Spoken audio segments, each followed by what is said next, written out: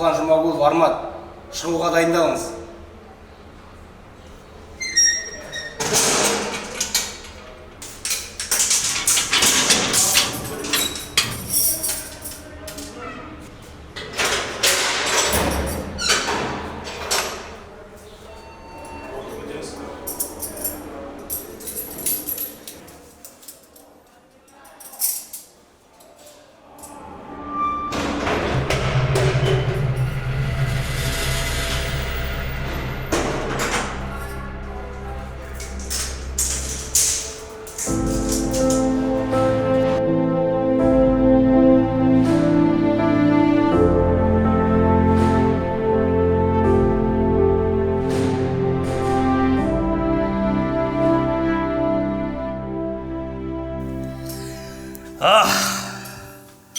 Бұл істі жақсылап атап өту керек сияқты.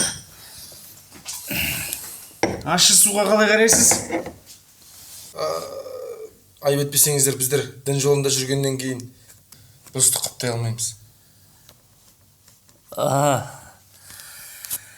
Жарайды, қалауың болсын. Бірақ бізде уақытты қыз. Бұл шаруаны тездетіп бітіруіміз керек. Әрине, Алла қаласа бәрі өз уақытымен бітетін болады. Рұқсат болса, мен жұмысқа кіріссем. Жарайды. Жақсы, сау болыңыздар.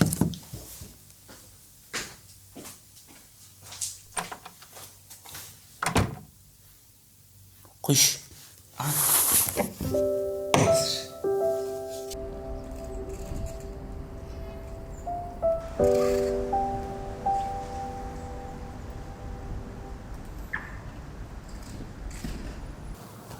Армат.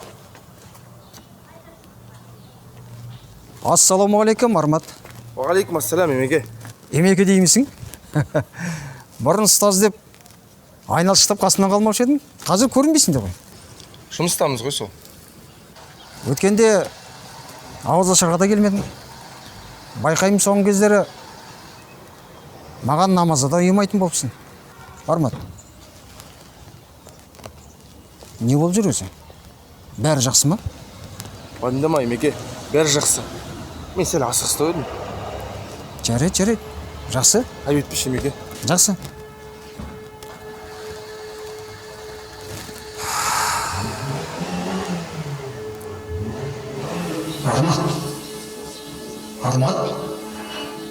Армат.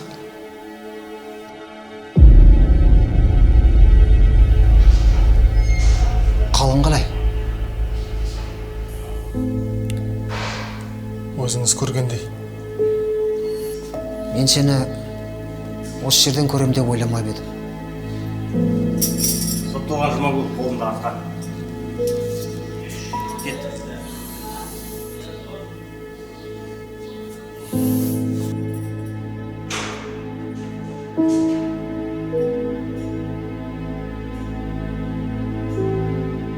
Ұстазың сол, баяғы бір бөлмелі пәтер жалдап тұра ма? Білмеймін. Одан бері біраз уақыт өтті. Бір дұрыс жерге көшкен шығар. Баяғыда байып кетсем, ұстазыма 3 бөлмелі пәтер сатып алып беремін деп айтатын едің ғой. Уәденде тұрасың ба? Көрерміз. Көретін несі бар? Жағдайымыз бұрынғыдай емес. Қазір шүкіріміз. Салынып жатқан үйлердің бірінен ыңғайын шығарып берсең қалай болады? Айтпақшы, ұстазды үйге шақырып жіберейік. Сөйле. Қойшы. Көріп жүрген жоқсың ба? Онсызда жұмыс бастан асады. Іші тамағын.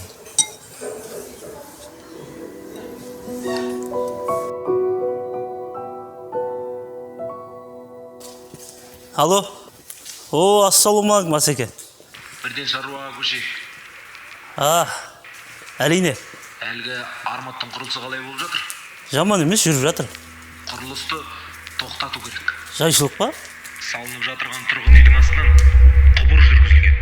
Құбыр бар жерге тұрғын үй салуға болмайды. Косяк кімнен болған, кейін анықтайтын боламыз. Үйдің астынан құбыр табылыпты. Құрылысты тоқтатыңдар деп жатыр. Бірдеңе деметіп отырған шығар. Олардың әдеті ғой. Егер шында бұл жер тексеретін болсақ, ол жерде мүлде құбыр болмауы мүмкін. Құбыр болмай шықса, басқа проблема тауып келеді. Жоғар жақ бәрібір ұтылмайды.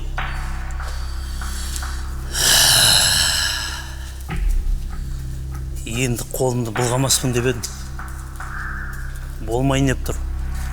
Бұл жолғы мердігер армат қой. Дін жолындағы адам мұндайға келсе ме? Әйтпесе, мердігерден артығымен өндіріп алуға болады. Мүмкін келсер, ол да екі аяқты пенде ғой.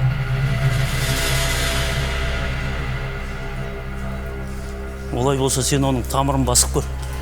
Сосын маған хабарлас.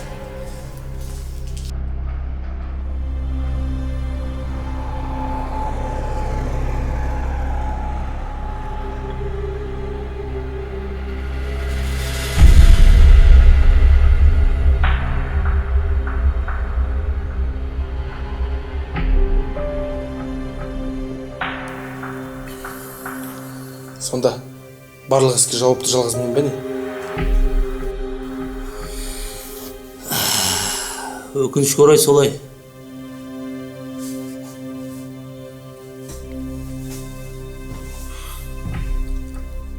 Бірақ сен алма. Бұл шаруаны да шешуге болады. Сен тек келіссең болды.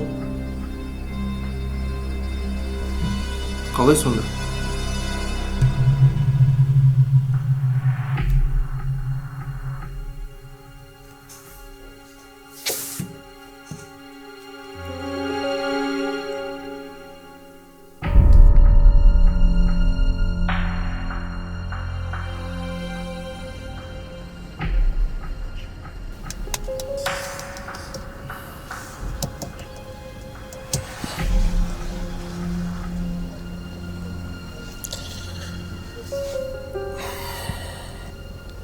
Брат, ассаламағалейкум. Қалдар қалай? Уалейкум ассалам, ахи. Алхамдулилля. Брат, менде бір сұрақ болып тұр. Шейхтарға шығу керек еді.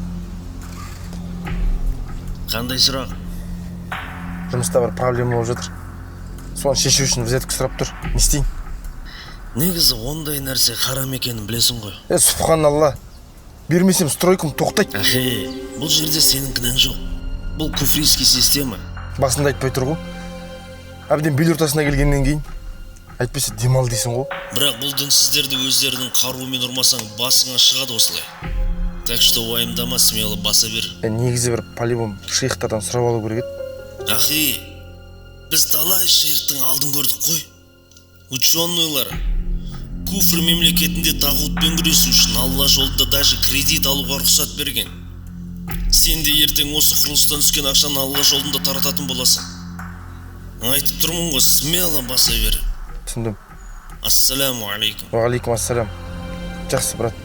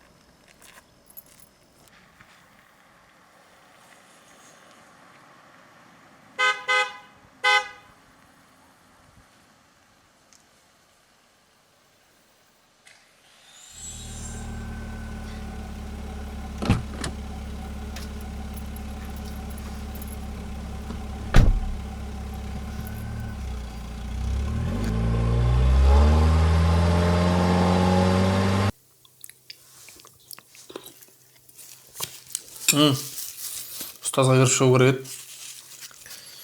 Кезінде ұят жасадым. Енді қайтсем де соның орнын толықтыруым керек. Ұстаздың мекен жайы ауысып кетті. Естімедің бе? Жоқ, жаңа үйге көшті ме не? Иә. Көшкеніне де 2 ай болып қалды.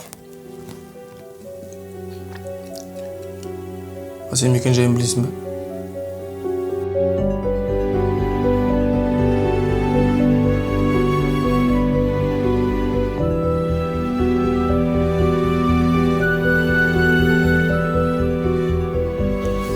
Айтпақшы ұстаз, есіңізде ме? Баяғыда мен байып кетсем, сізге үй алып беремін деп уәде беруші едім ғой. Сол уәде ме уәде? Сен маған алаңдама. Мен үйсіз жүрсем де күйсіз жүргенім жоқ. Уақытша өмірге уақытша үй жарай береді.